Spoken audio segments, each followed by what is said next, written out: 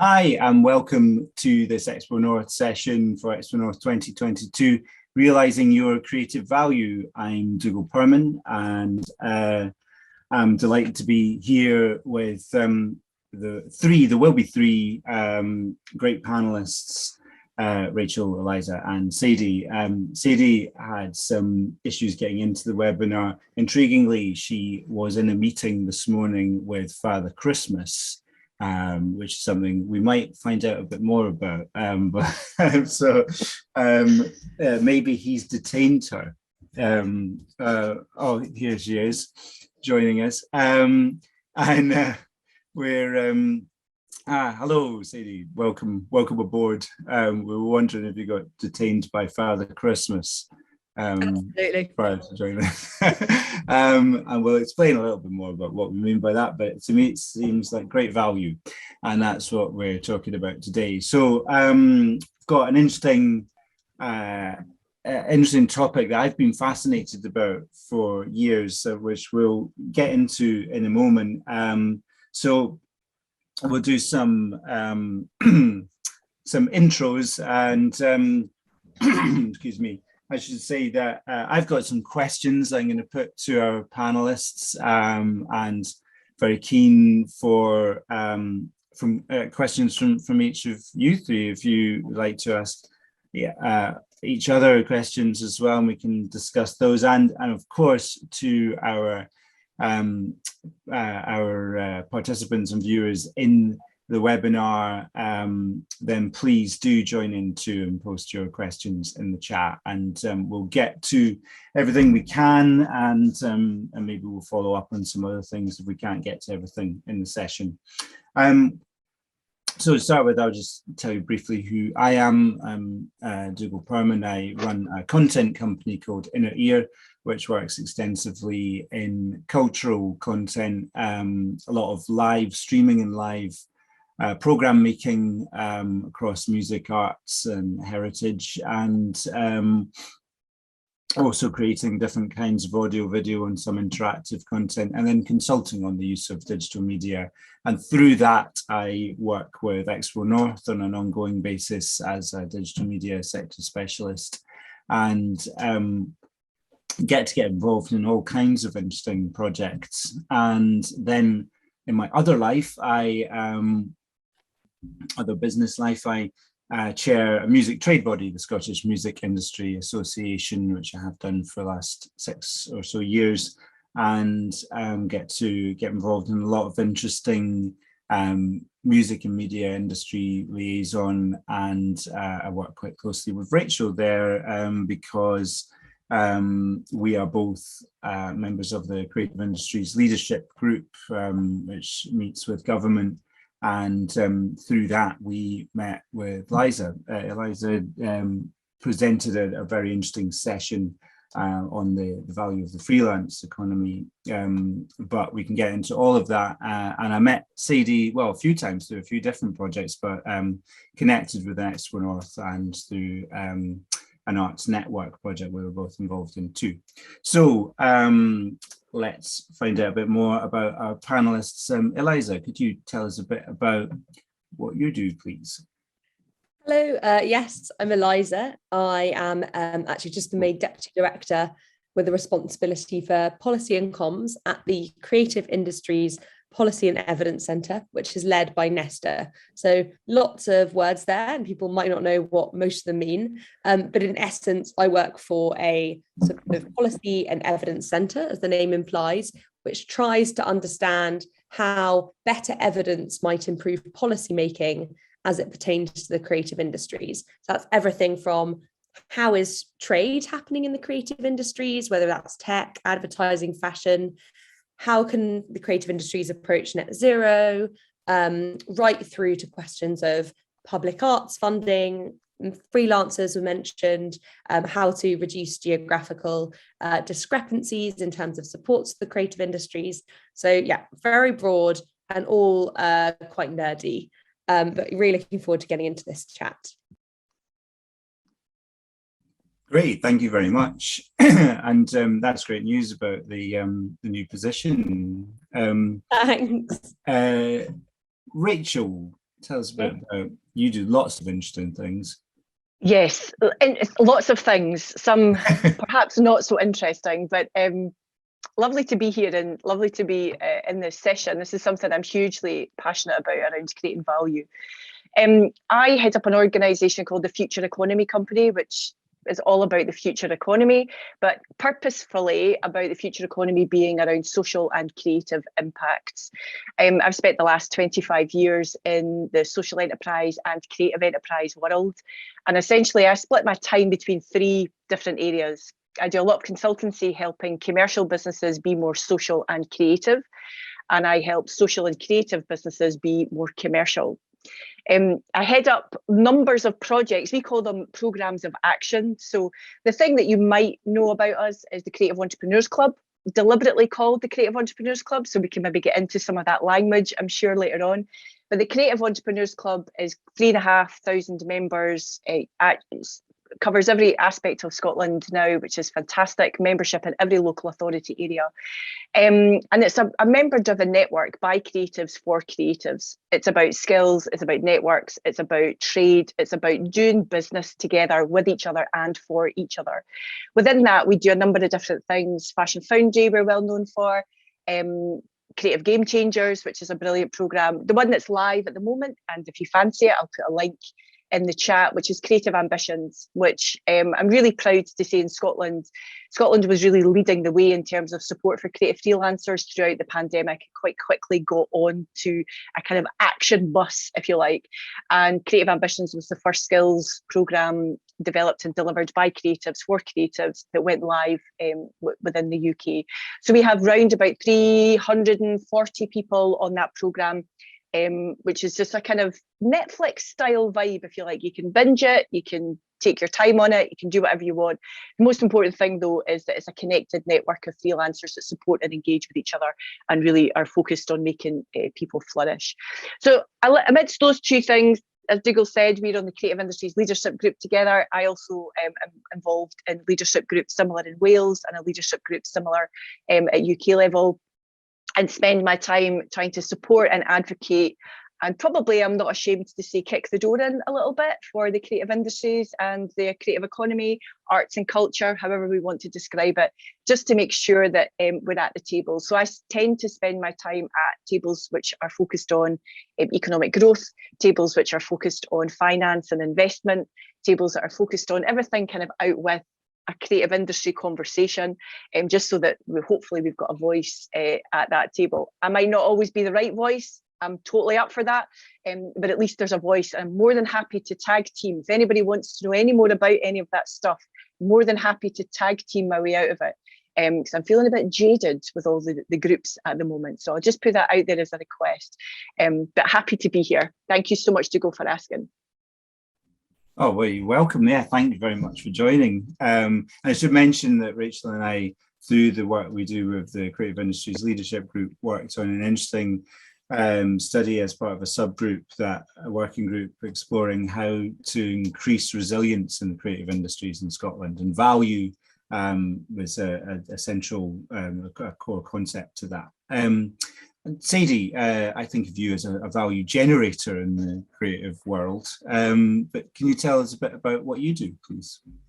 Thank you, Dougal, and certainly, and thank you very much for having me this morning. Congratulations, Eliza and Rachel. I just want to join everything. So there we go. Hello, everybody. I run an organisation called the Walking Theatre Events Company. I live in rural Argyll on the Cowal Peninsula, so I am very, very remote. I don't have a support network nearby. So the industry, the business that I've built, which is non-funded, not particularly recognised within the mainstream. So Eliza, this will be an interesting one for you because my business model isn't understood. I set up years ago because I had an idea about doing outdoor theatre in the outdoors. And at the time, HIE, well, it wasn't HIE, it was AIE because I was under Argyll and the Isles.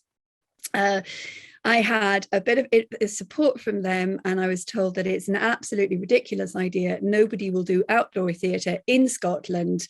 It's just useless, give it up.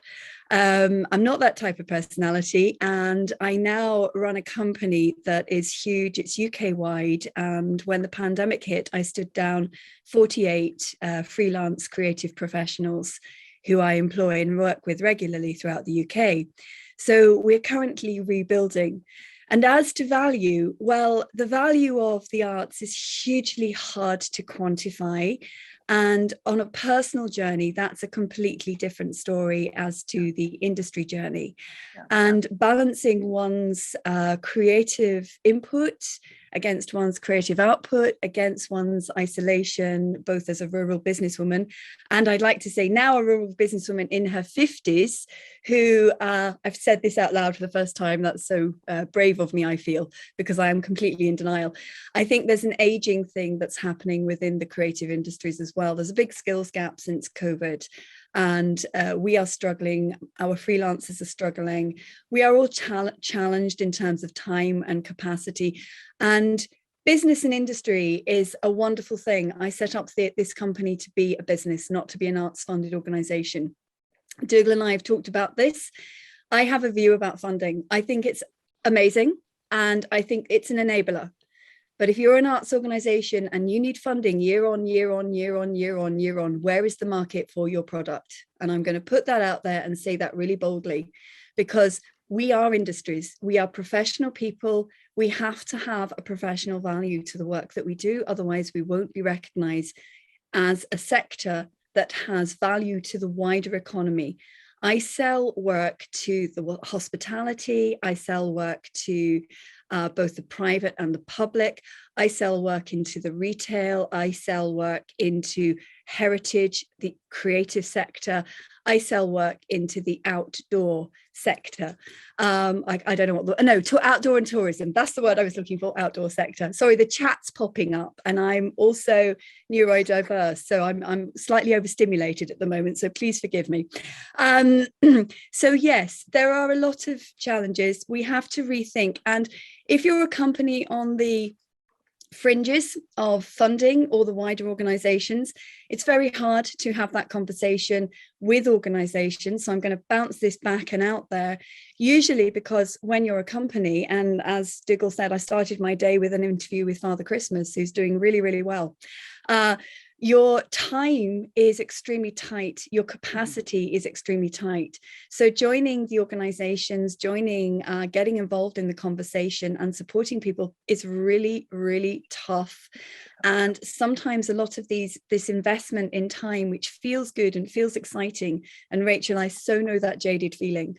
Sometimes it can be absolutely heartbreaking, and you put time in and then it just goes nowhere, and you have to step out because you've got to concentrate on your business. And there we come back to the question of value. So thank you very much. I will stop talking now. Thank you very much. That's brilliant. You've touched on a lot of things there, which we're going to get into. And I think that, excuse me, sorry,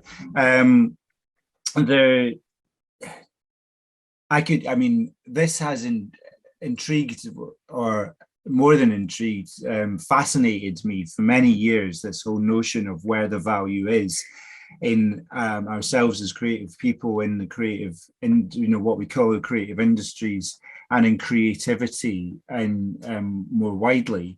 And economists and in government talk about, and of course throughout business, you talk about the bottom line, and that means how much money you're making at the end of the day.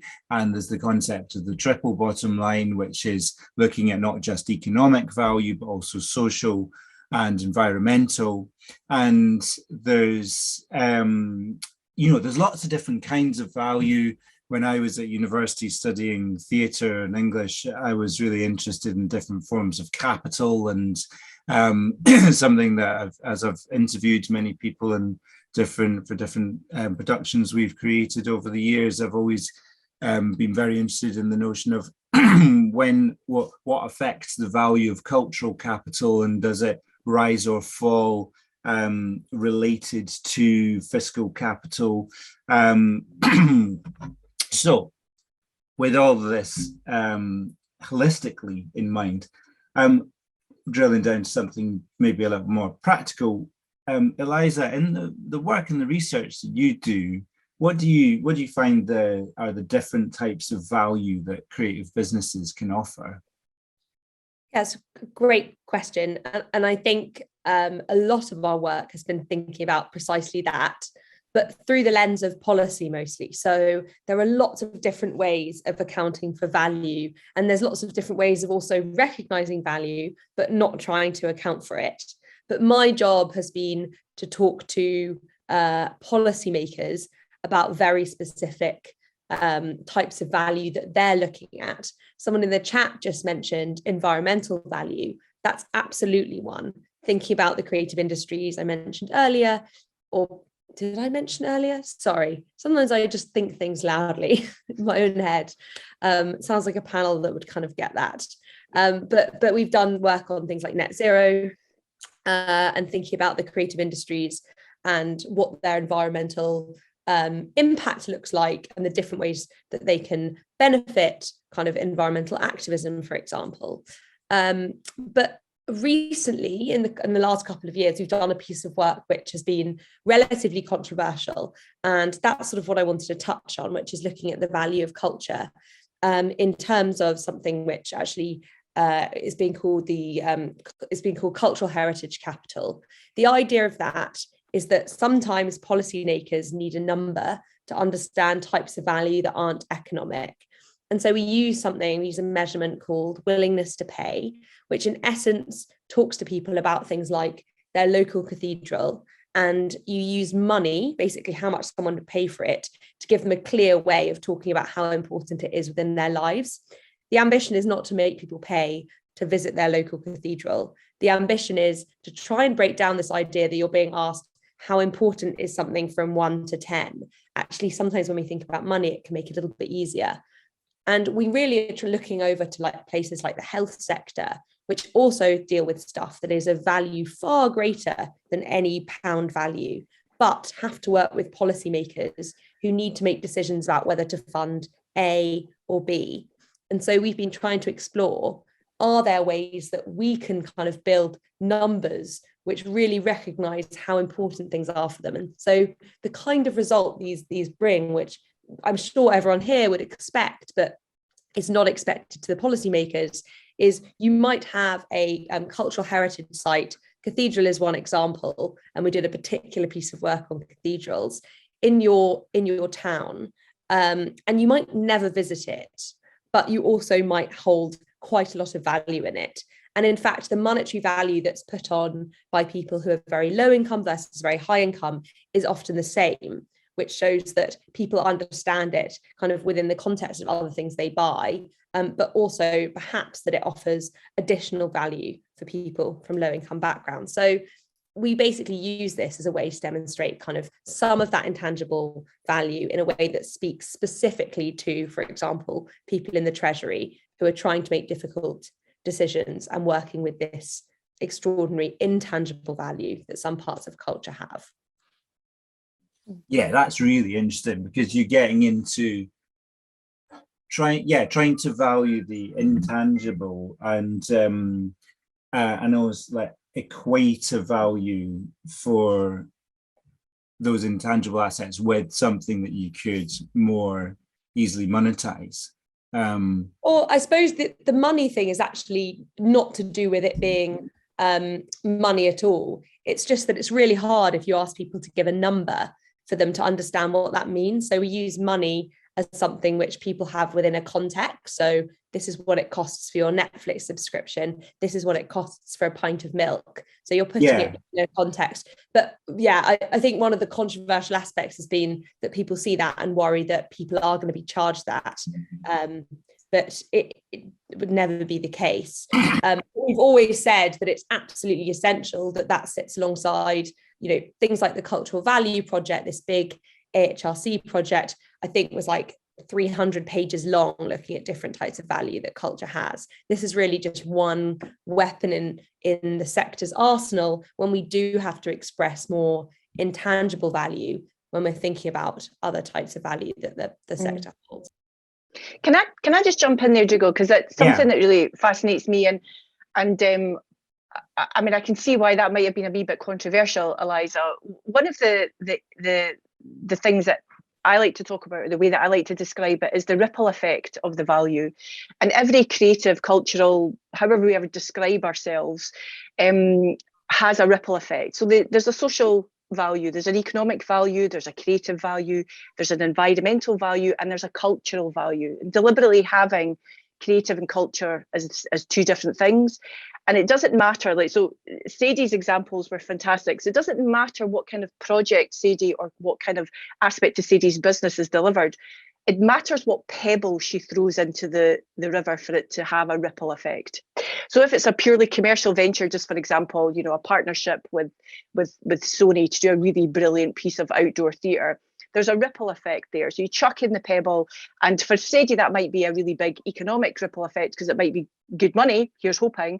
But for Sony, there's a different kind of ripple effect that comes on board. And then for the community or the participants that are involved, there's a different kind of ripple effect.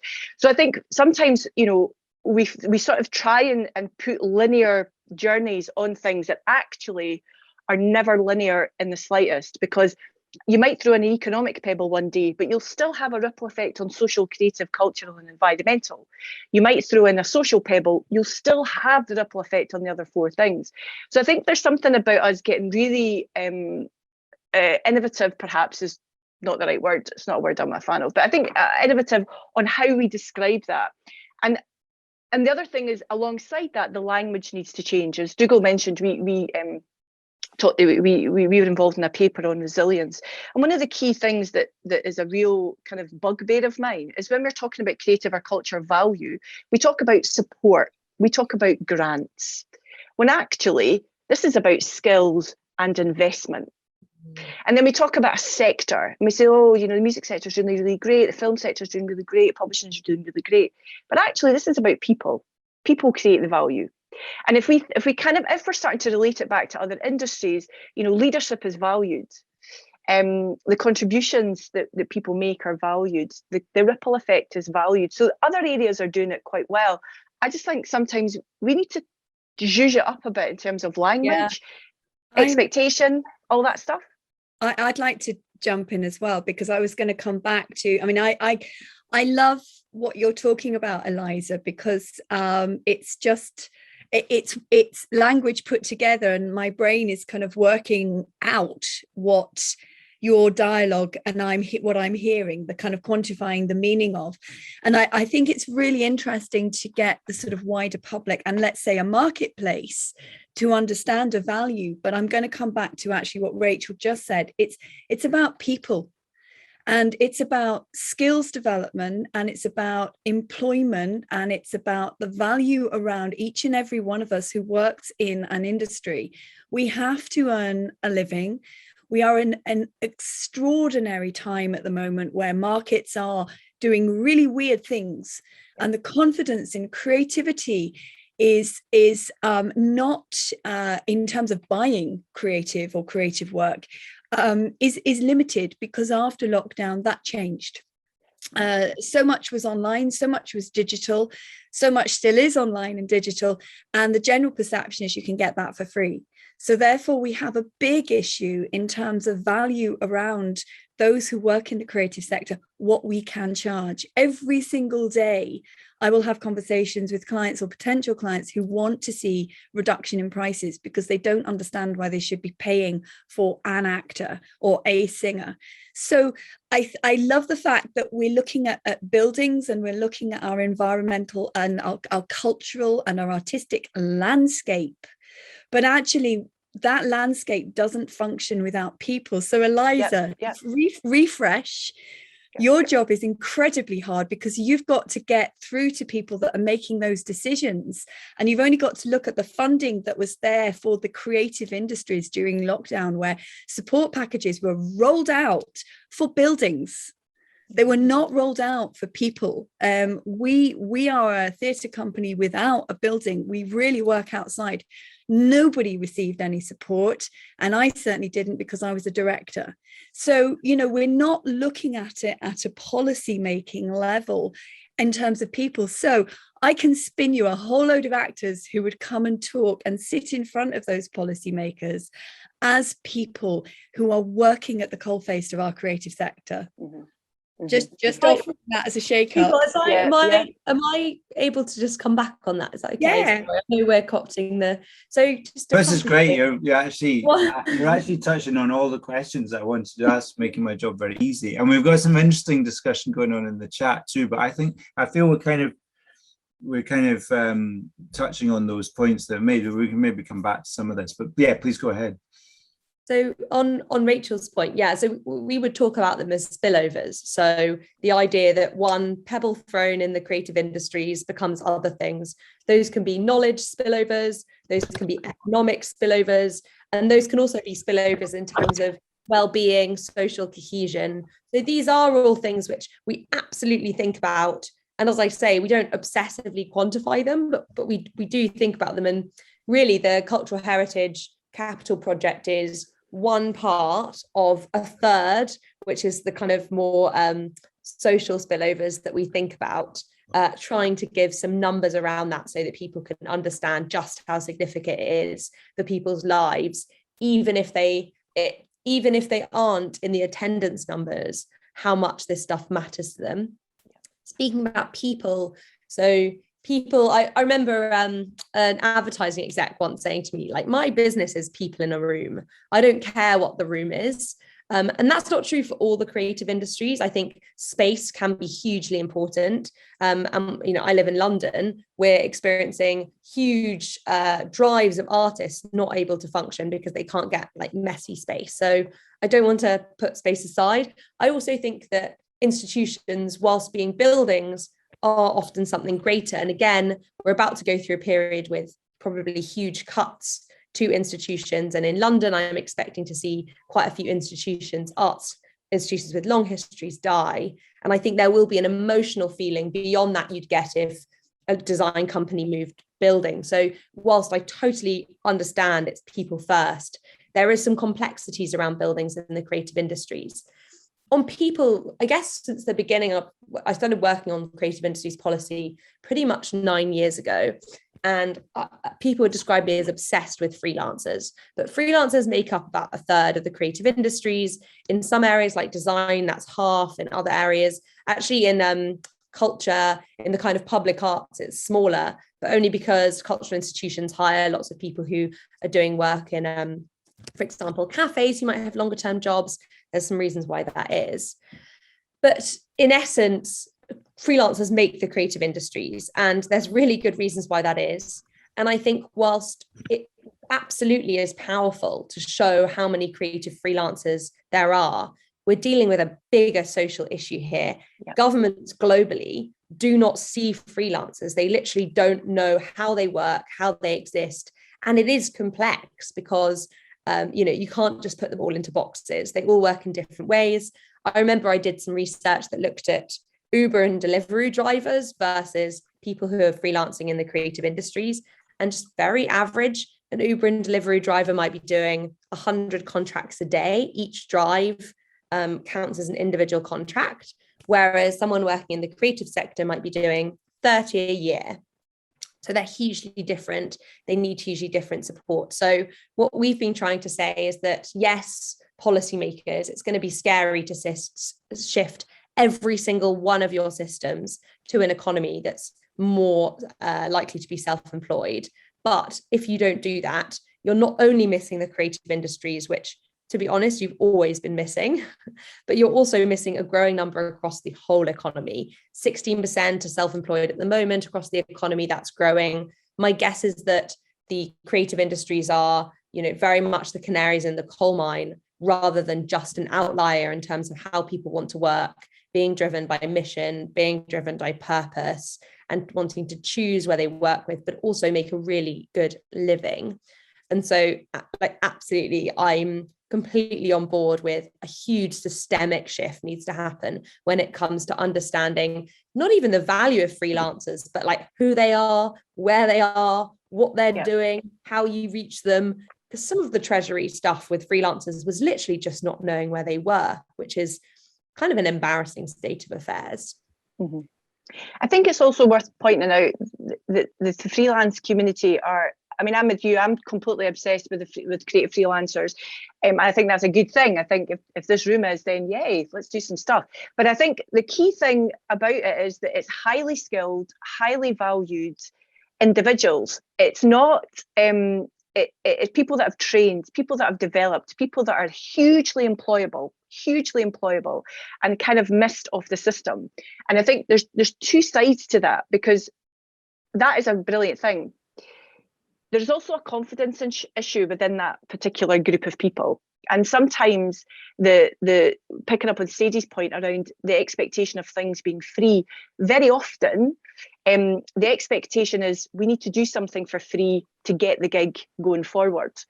And I just don't have the patience, the time, or the energy for that. That is absolutely wrong. So I think there's kind of a balance on both sides. From a creative freelancer point of view, we need to increase confidence. We need to be able to say you have value and your values matter. And actually, we don't trade for free because it's not viable. It's not appropriate. It's not what we do. One of the sessions that I do in the program I mentioned earlier is costing your work. And it's the session that just comes round again and again and again. You know, people who've been in the industry for 15 to 20 years still come back to say, actually, I need to review this. I need to review this, because the marketplace is shifting. And as you quite rightly said, those creative freelancers are the canaries in the coal mine around flexible working, about contracts, around multiple hats at multiple times. I'm in the north of Scotland in Banff. We can work from anywhere now. So we can be in the four corners of the globe from whatever room we're in and still be live wherever we need to be. So I think I get all the language, and I would just challenge you, but I don't think it is complex. I think some of it's pioneering, some of it's new, some of it's in a developmental stage where you expect the creative industries and the creative economy to be. But because we're talking about people and economic impact, social, creative, cultural, environmental impact, we're talking about the contributions people make, not the outputs that they have. It starts to feel like it should be more complicated than it is. And I think once we recognise that this is the place to support, to study, to invest in, to develop skills, to develop confidence, we will start to see that trickling through into all the other industries that you spoke about. Because nothing that Sadie does, for example, is in a silo. It's completely all-encompassing. And that's where it becomes really exciting for what, especially within our space around Scotland's economy, what that could look like. Imagine if we had 1,000 Sadies across, God forbid, but no, imagine if we had 1,000 Sadies across Scotland, all generating that kind of value in little micro clusters across, and also hugely important. With that kind of mindset, with your absolutely. mindset, Sadie, is very interesting in approaching it as business. You know, I know, I don't know how best to say this, but business first in arts organization second, not in respect to the essence of what you are, which is creating art, but in terms of making money, you know, and how you're paying for it, and you know, it's very interesting thinking about that kind of something that Rachael and I explored with our colleagues in our working group was the notion of how we describe funding in the arts. And we have proposed that we have a language shift, and we call it investment rather than support. And that we look at making tactical investments and strategic investments in arts projects and bodies and people. And then looking at the output that you can get from that and what the return on that investment will be. But because we're all making investments all the time, with our time, with our expertise, with the trading relationships that we build. And I think you touched on some really interesting things around here about the other factors that can affect the generation of value in the creative industries. And Rachael, I had, like, in the beginning of the Creative Ambitions program, I was really struck by the talk you did about essentially about the freelancer and mental health, or the how one's environment and the situation that we find ourselves in can really impact on our ability to do work. And you know, I've just come off the back of 2 really big projects working on location with my production company, which were brilliant, but completely derail my normal life. And then so I come back and I'm exhausted, and like mentally and physically and emotionally, and then I need some recharge time, and then now I'm on the back foot. And suddenly I'm hosting 3 sessions in XpoNorth, and I'm like, what am I doing? But you're making it really easy by talking a lot. But what do you think are the factors that can affect value, and positively and negatively, you know, value going up and down, in terms of, like, you know, market forces, trade disruption, and mental health? And it's a question for all of you, really. But, you know, Rachel, do you want to speak to that? Yeah, I mean, I'll kick us off. I mean, I see hundreds, happily, I have to say, see hundreds of creative businesses and creative people a year, probably about 300 or so. And it never fails to irritate me that everybody at Christmas falls over with tonsillitis. And there is this kind of push to the end, right? So there's a kind of need to take, and this is sometimes a plight of a freelancer, saying yes to a gig because you don't know when the next gig is going to come. So you just say yes, and you're in this kind of perpetual hamster wheel of going round and round. And it's great, right? And actually, from a confidence point of view, that makes you highly employable. Any freelancers in the room, if you're going from gig to gig to gig to gig, you are incredibly employable because you've got teams player going on, you're adaptable, you've got change management, there's a whole raft of other skills other than your creative input. But the amount of people that fall over in December because they're so exhausted physically and emotionally, and they end up getting ill at Christmas time, at the end of that year, depending on where you are in the industry, is huge. And I think there's got to be a kind of self-care piece that is just as important as understanding the business needs that you have, and understanding the contributions you can make creatively is also a well-being piece that needs to come in, because you are your asset. You are your you make those contributions. And I think also organizations that employ freelancers, I'm sure Sadie has that, you know, look after people in the right way as freelancers, you know, that are cared for in the right way. I think also the other aspect of this to consider is around the negotiation piece that you have as a freelancer is often actually quite high. And often you don't appreciate that. You think that the person asking the job is the person that is the driver and the mover. There is a negotiation that can happen, and there's an influence that can happen. And that is really around you discovering your values at the same time. What will you compromise on but not sacrifice? What will you never work a Wednesday afternoon? Will you always negotiate some kind of challenge positively? These are things that we can have a voice in and actually talk about. And I think the real challenge, you know, exactly as you just said there, Dougal, you know, you've got 2 weeks of really intensive work, and you come back and there's almost no time to breathe before you move on to the next gig. How do we start to build and factor that in? Because the assumption is that we have to just keep going. And I think pandemic has shown us that the system is really fragile. So it's not that the system is broken. The system actually, if we think about it differently, is working as it should, but it's fragile. Now that's a controversial point because the system doesn't work for us, but actually keeping everybody in this environment running really fast, doing jobs, kicking everything out as fast as we can, that's working well. So we have to really think quite differently about, or look differently through a series of lenses within this, and have those times in our journey that enable us to take stock, to take time, to share practice. And one of the frustrations I have that's coming out at the moment in lots of organizations is how organizations, not this room, how organizations can engage and treat with freelancers, and what freelancers can expect from organizations. And it seems to be we're getting into a bit of a them and us scenario. And actually that is not how this is playing out at all. The freelance community is really a huge driver and massively valued. And I think that organisations have to have a different lens on how they engage with people that work with them and for them. And I'm just going to throw that out there as something I'm sure that we'll pick up on and discuss, because it's a really important issue that if you're not on the payroll, for want of a better phrase, you're not lower in any kind of hierarchy within an organisation. That's not how this plays out and this works. But we struggle on so many levels to find the right language, to find the right policies and procedures from our in-house. And I suppose I'm referring perhaps more to organisations that are not as commercially driven, perhaps as Sadie, who will understand this as a way of working and as in a DNA.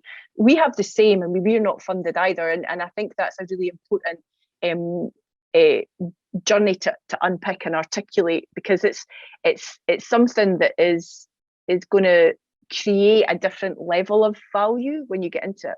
So lots of, as per usual, lots of kitchen sink thrown at you there for points which are more questions than answers, which is really the bit I like around these panels, because the expertise is elsewhere in the room. Yeah, thank you. And Sadie, how do you respond to that? And what do you know, how much do other factors affect your ability to create value? And I'm quite interested in this thinking around freelancers, because actually that really quite shocks me that there is that attitude out there, because mercifully I haven't come across it. So I'm also really interested in tying back to Eliza's stat. I think, Eliza, was it 16% of the creative industry is freelance? No, 16% of the whole economy is self-employed. About a third is freelance in the creative industries. Cool, thank you. And it's quite interesting. I was really pleased with myself because I remembered a number. I'm not very good at numbers. I have to write them down. It's quite interesting because in my sphere, so in my echo chamber, everybody is freelance. I rarely meet anybody that's on a payroll. And if somebody's on a payroll, they're usually working for a funded organization who's got money to create jobs, essentially. And that's what seems to happen a lot in the creative industry. And the them and us that I see, which I think is perhaps reflected in where Rachael is coming from, in what you were saying, is that conversation in our sector is really a minefield. It's a wall. There are those of us that are sitting on the freelance. We are working for our value. We are actually reevaluating, as we do continually reevaluate our value. At the end of the day, we've got to sell what we do to eat. And I get accused a lot of being commercial, which is just brilliant because I love it. And then I get accused of being too corporate. And then I get accused of being too creative, so it's kind of sitting on lots of labels. And I think we're in a really interesting place in a conversational time in our world. We talk a lot about, there's a lot of talk about the other, about you are other, I am other, we are all other. Yeah. And that other conversation, which is largely frameworked around identity and who we value ourselves as, I think actually is a really interesting conversation as a concept to take into our employment industry, because we are all other. Those people who answered that questionnaire as freelancers, I expect that most of them freelance, and the form led them to say, well, I only do, I don't know, 3 months of theatre work, or I do 2 gigs a month. And yet my main breadwinning day to day is my job at the coffee shop down the road, or as an Uber taxi driver. So that we're not, those conversations are not helpful to identifying who is freelance, because pretty much everybody, unless you get into a well-funded, well-supported organization in the creative arts, is going to be freelance. But the question is always, how do you earn your living? What is the thing that gives you the most money? And for the majority of freelancers in the UK, unfortunately, it won't be the creative industries. And that perhaps is skewing the information that's out there. Freelancers, I just feel that freelancers, they are well, I'm not going to judge because there shouldn't be a judge. We're all valued. But in terms of our well-being, one of the things that all freelancers suffer from is lack of capacity in time, capacity in support, capacity in other people to speak to. We all feel often that we're running around because we've got to bounce from job to job to job, because that's about where we sit in terms of turning over our income and creating value for ourselves and putting a roof over our heads. And maybe that's what we should be looking at, is those people that are struggling, that are creating, they need space. The creative industries, our workload is often preloaded. So if I'm costing for a client, then a client might say, I just want a wee script. Can you create me a piece? And I'll say, that's brilliant. Of course I can create you a piece. It's going to take me 6 weeks to develop it. There's got to be a writer. There's got to be a designer. And they'll say, oh, no, I just want some actors. And therefore it's helping that dialogue. It's understanding where our value comes in, which is what Dougal's been talking about, and understanding how we charge for the work that we actually physically do. But it is going to come back to capacity. Absolutely capacity, because not all my clients can afford to pay for that script. So how do I create capacity? And if we're going to look at investment in people and in organizations, where do we place that investment constructively so we support a creative economy? Because where we have consistent rotating funding, we remove the word economy and we actually create an imbalanced marketplace. So those of us that are selling, that are out there selling our wares, as it were, we are fighting against organizations that have capacity, that have the time to create the big thing, and therefore it skews the marketplace completely. That's me. Brilliant. Yeah.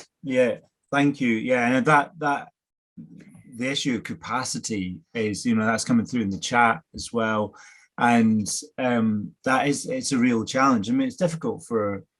It can be difficult for any business, but for freelancers, it can feel impossible sometimes, because you're taking time out of one thing. You're not, if you're taking time out of the work that you can bill for, then how do you do it? What if we think about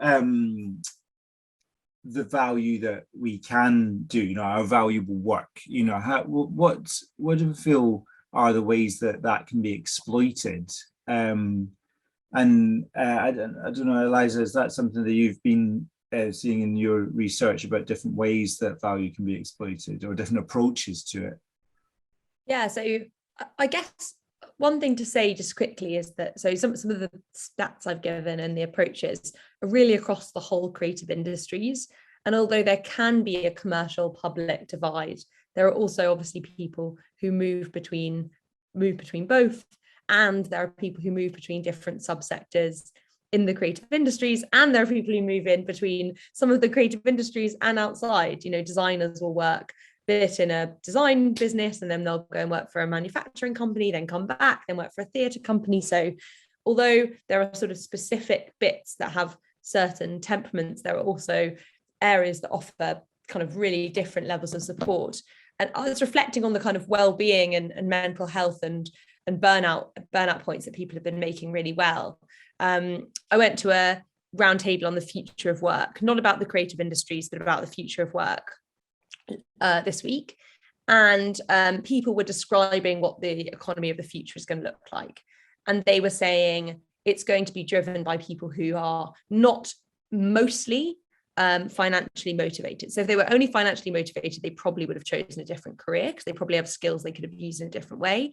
They are going to have other missions that drive them. So purpose being one, well-being being another, kind of flexible works. They had a whole list.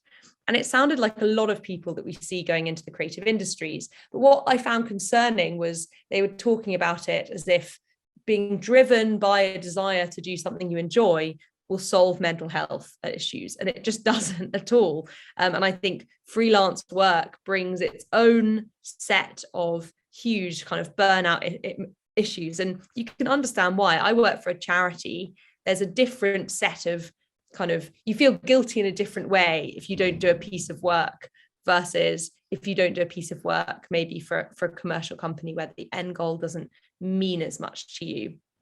But in terms of actually how your value for these people who are driven in slightly different ways, perhaps not only financially motivated, which economists still seem unable to understand most of the time. Most economists, they're very good ones.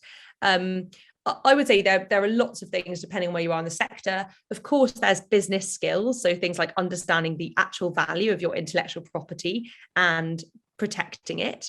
I remember hearing from an arts college leader that they found that no one was turning up to the business skills while they were at art school, but then they started offering it for alumni, and that completely changed. So how can the sector actually offer those business skills when people need it, rather than when they're developing their practice? And so I think I think there's some stuff there. I think absolutely there's also structural stuff about imbalances. So how can freelancers work together to make sure they're not sort of giving work for free, which undervalues everyone, giving really clear sense of how much things cost. And also, how do they manage the fact that quite a lot of stuff that's making sure that there are kind of equality laws, looking at things like gender and race, they're very difficult to apply to freelancers. So I'm very aware there's kind of a set of stuff there as well, which is, again, not about people realizing their individual value, but actually breaking down systemic issues whereby you can hire freelancers without going through the same processes that you would have to if you were hiring people, and you're unable really as a freelancer to prove that someone didn't hire you because of ageism, racism, or sexism. Well, that's really challenging. So yeah, sorry, that's few thoughts, but there's some really practical things that the businesses themselves can do. But yeah, there's a couple of systemic legal things and structural things that I think both anchor institutions, so some of those ones we've been talking about, who already have power, whether that's arts organizations, large companies, or higher education institutions, can do. And then there's some stuff that really needs sort of large scale revision. And I would say that how the Equality Act works for freelancers would be there for me. Great. Can I just pick up on a point there, Dougal, which I think we all have a responsibility to challenge, and somebody brought it up in the chat, that if you do something because you're motivated by other aspects other than money, then that doesn't mean that you get paid less. So purpose-driven, mission-driven, creative-driven work is not worth less. And we do find ourselves, and I do a lot of pick up a lot of contract negotiations that have gone wrong with people because there's been the assumption that, oh, well, you love it, you're a creative, you love doing this is what you do. Therefore, I'm only going to. Yeah, sometimes I'm reluctant to tell a client how much I love the project we're working on for them, because I think that makes them, they might think that we want, that we're not going to charge as much. And that's ridiculous, isn't it? Because actually that should make you more valuable. Totally, because you're 100%. invested in it. And we got to push that narrative. I think we all, have a responsibility also to push that narrative. It's 21st century narrative that, we should be happy, we should be joyful, we should be contributing, we should be creating good things. And we're not in the Victorian times anymore. Yes, we're not in the workhouse. Yeah. And well, look, we're just about out of time, but we really I could talk about this forever, because it's so important and it's so innate to what all of us are and what we do and how we do it. Any final thoughts, just in the last closing 2 minutes, about what we can do to increase our value, Sadie? Increasing value, I think. Keep doing research, keep looking at what's out there, and have the confidence to step forward, particularly if you have an idea and you are an entrepreneur. Talk to other people. That's what I like to do. I particularly if you are in a rural location, and in fact I know that you can be isolated in London. I know that everyone can be isolated, and I think I'm learning a lot. I've been working with some young people from the London College of Music, and I was able to create a company to deliver a show, and it was really quite exciting. And they taught me as a company an awful lot about communication and about speaking out and having a voice. I think to recognize our value, we have to believe that our voice, our own voice, is important, irrespective of where we're from, what we look like, what we sound like, and what color we are. It doesn't matter. We are creative, and that makes us the really interesting and exciting others that we are, and everything we do has value. Brilliant. Thank you. Well, I think that is us just about out of time, unless there's a burning point that anyone wants to make. But we will keep talking about this in different forums, in different ways, and we should all keep advocating for the value of the creative world, because it is rich with it. But yeah, thank you very, very much. Thank you, Sadie, Eliza, Rachel, and thank you to everyone for watching, for joining in the chat. And have a great XpoNorth. It's a brilliant program this year, and there's so much to get immersed in. But yeah, thank you all very much.